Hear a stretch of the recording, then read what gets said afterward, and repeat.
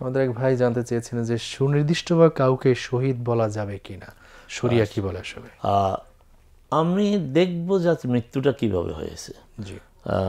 প্রকৃত শহীদ, এটা খেয়াল রাখতে হবে, প্রকৃত শহীদ হচ্ছে ইসলাম বিরোধী শক্তির সাথে আপনার সরাসরি সংঘর্ষে যারা মারা যায়, এরা হচ্ছে প্রকৃত শহীদ।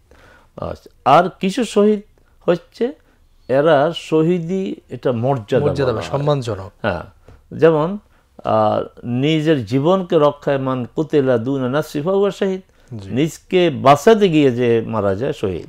মান কুতিলা দুনা মালি শহীদ, সম্পদ বাঁচাতে গিয়ে রক্ষা করতে গিয়ে মারা যায় শহীদ।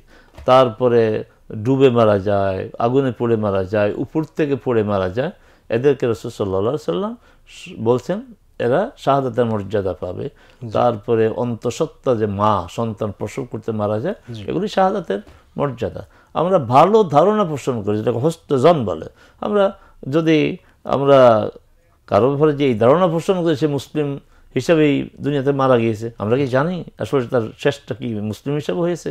তো এটা আমরা সুধারণার ভিত্তিতে বলতে পারি, বলা যাবে না এইভাবে কথা বলা ঠিক না।